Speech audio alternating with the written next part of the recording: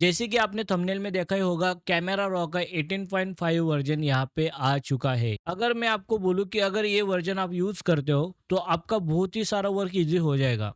तो बिल्कुल सही है। इसमें हमें ऐसे अपडेट दे दी है एडोबी ने कि आप सोच भी नहीं सकते, और इसका यूज़ करके आपका वर्किंग बहुत ही ईज़ी होने वाला है। तो चलो देखते हैं इस कैमेरा रॉ 18.5 में क्या अपडेट्स आए हुए हैं। तो सबसे पहला अपडेट हमें यहाँ पे मिल रहा है। देखो, अगर आप राइट साइड में यहाँ पे देख रहे हो तो हमें यहाँ पे मिल रहा है क्रॉप टूल। यस, जिसकी बहुत ज़रूरत थी, और यह वेडिंग फोटोग्राफर के लिए बहुत ही इम्पोर्टेंट है। ये क्यों, अभी हम देखते हैं। देखो, जैसे आप क्रॉप टूल के ऊपर क्लिक करते हो तो आपको यहाँ पे बहुत सारी टूल्स यहाँ पे मिल चुकी है जो कि कुछ एआई के थ्रू वर्क करती है। देखो, सबसे पहले हमें मिलता है क्रॉप एंड एक्सपांड।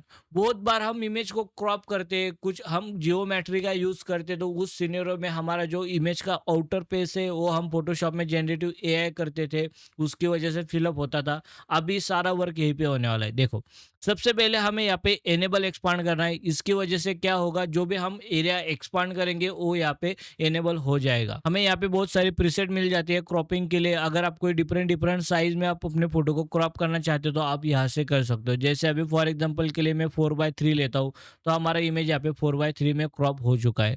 अगर मैं चाहता हूँ इसका क्रॉपिंग रोटेट हो जाए तो बस मैं यहाँ पे राइट साइड में देखो, यहाँ पे हमें रोटेट का एक ऑप्शन मिला है। जैसे मैं रोटेट के ऊपर क्लिक करता हूँ तो देखो हमारा इंस्टाग्राम का जो साइज रहता है वो यहाँ पे हमें मिल चुका है। अगर आप इसको क्लोज लेके आना चाहते हो तो कुछ इस तरीके से सेटिंग आपको यहाँ पे करनी है। तो ये हो गया हमारा इंस्टाग्राम का पोस्ट रेडी। कुछ इस तरीके से आप क्रॉप टूल का यूज यहाँ पे कर सकते हो। उसी के साथ साथ हमें यहाँ पे कुछ रोटेटिंग वाले ऑप्शन मिल जाते हैं। अगर आप इमेज को रोटेट करना चाहते हो तो आप बहुत ही इजी तरीके से यहाँ से रोटेट कर सकते हो। ये भी ऑप्शन हमें यहाँ पे मिल चुका है। उसी के साथ साथ अगर आप अपनी इमेज को फ्लिप करना चाहते हो, हॉरिजॉन्टल वर्टिकल, तो उसका भी ऑप्शन हमें यहाँ पे मिल गया है। देखो, अगर आप यहाँ पे क्लिक करते हो तो अपना फोटो यहाँ पे हॉरिजॉन्टली फ्लिप हो रहा है। अगर हम यहाँ पे क्लिक करते हैं तो हमारा फोटो यहाँ पे वर्टिकली फ्लिप हो रहा है। ओके, तो कुछ इस तरीके से क्रॉप टूल हमें मिल जाता है। उसके बाद अगर यहाँ पे राइट साइड में अगर आप देखोगे तो यहाँ पे आपको एक लॉक का ऑप्शन मिल रहा है। अगर आप उसको क्लिक करते हो तो आपका जो क्रॉपिंग का जो साइज है वो यहाँ पे अभी फ्री हो जाएगा। मतलब आप कोई भी कॉर्नर को आप यहाँ पे फ्रीली मूव कर सकते हो, और उसकी वजह से आपको जो साइज में फोटो चाहिए वो साइज में आप क्रॉप कर सकते हो। फॉर एग्जाम्पल के लिए मुझे ये वाला साइज चाहिए, आप यहाँ से ये वाला साइज क्रॉप कर सकते हो। तो कुछ इस तरीके से बढ़िया टूल मिला है हमें, जो कि है क्रॉप टूल। जो हम फोटोशॉप में जाके करते थे क्रॉप टूल का यूज करके, अभी वो हमें कैमरा रॉ में ही मिलने वाला है। चलो अभी नेक्स्ट अपडेट की तरफ जाते हैं। अगर हम यहाँ पे क्रॉप टूल के नीचे अगर आप यहाँ पे देखते हो तो हमें यहाँ पे ऑप्शन मिल रहा है जनरेटिव एक्सपांड। अभी इसका यूज कैसे है देखो, सबसे पहले तो जियोमेट्रिक क्या है ये आपको पता होना चाहिए। जियोमेट्रिक कब यूज करते हैं, ये हमारी इमेज में जो भी डिस्ट्रैक्शन है उसको रिमूव करता है, जो भी अलाइनमेंट डिस्ट्रैक्ट हुई है उसको अलाइनमेंट करता है। तो मैं सबसे पहले यहाँ पे ऐटो के ऊपर क्लिक करने वाला हूँ।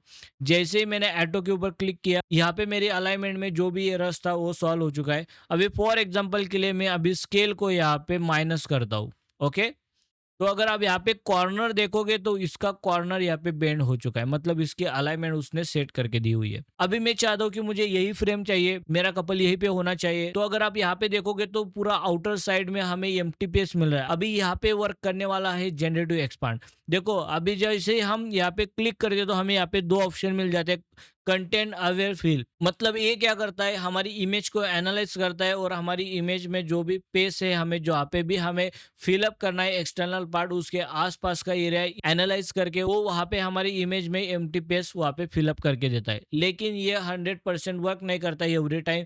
बहुत बार वर्क भी अच्छा कर लेता है, लेकिन अगर आपके पास पेड वर्जन है, आपके पास अच्छा खासा क्रेडिट है अवेलेबल, तो आपको जाना है यहाँ पे फायरफ्लाई फिल के ऊपर और एक्सपांड के ऊपर। यहाँ पे आपको क्लिक करना है और यहाँ पे आपको जनरेट के ऊपर क्लिक करना है।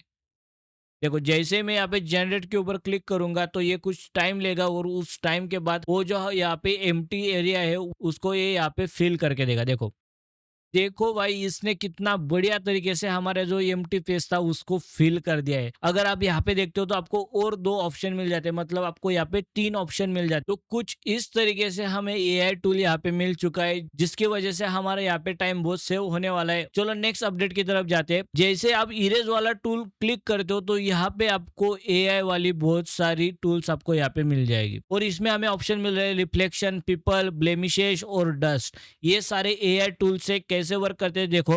अगर हमारी इमेज में काफी सारा रिफ्लेक्शन आ रहा है तो आप रिफ्लेक्शन कट कर सकते हो। उसके साथ अगर हमारे बैकग्राउंड में कुछ अनवांटेड पीपल्स है तो अगर आप उसको रिमूव करना चाहते हो तो आप यहाँ पे पीपल से उसको रिमूव कर सकते हो। अगर आपकी स्किन में बहुत सारी डार्क सर्कल है या कोई बहुत अनवांटेड एरिया है तो ये ब्लेमिशेस वहाँ पे अभी वर्क करने वाला है। ये अभी लेटेस्ट अपडेट है। देखो जैसे मैं ब्लेमिशेस के ऊपर क्लिक करता हूँ और अगर हम यहाँ पे इमेज में देखते हैं तो ये स्किन में अगर आप देखोगे यहाँ पे तो बहुत सारा डार्क सर्कल और यहाँ पे ब्लेमिशेस अवेलेबल है। ओके, तो सबसे पहले हमें यहाँ पे करना है ब्लेमिशेस के ऊपर अप्लाई। जैसे आप अप्लाई करोगे देखो इसने हमारी इमेज के जो भी डार्क सर्कल थे उसको यहाँ पे इसने रिमूव कर दिया है। यहाँ पे आपको नीचे और ऑप्शन मिल जाते हैं। अगर फॉर एग्जांपल आप चाहते हो ओनली ग्रोम के फेस के ही ब्लेमिशेस वहाँ पे रिमूव होना चाहिए, ब्राइट के नहीं, तो आपको यहाँ पे पर्सन 1 सिलेक्ट करना है। ओनली ग्रोम्स के जो ब्लेमिशेस है वहाँ पे रिमूव हो गए, ब्राइट्स के नहीं। देखो अभी बस ये पर्सन 1 के ऊपर वर्क करेगा। अगर आप चाहते हो ओनली ब्राइट के फेस के ऊपर काम करे तो आपको यहाँ पे पर्सन 2 सिलेक्ट करना है। अभी देखो ओनली ब्राइड के फेस को वो टारगेट करेगा। अगर आप चाहते हो दोनों फेस चाहिए तो ऑल पीपल के ऊपर क्लिक करो। अभी वो दोनों फेस को यहाँ पे टारगेट करने वाला है। यहाँ पे आपको नीचे अमाउंट और फेड मिल जाता है। जो ब्लेमिश है उसने रिमूव किया उसमें आपको कितना फेड चाहिए, कितने अमाउंट में उसका ओपेसिटी होना चाहिए, वो आप यहाँ से कंट्रोल कर सकते हो।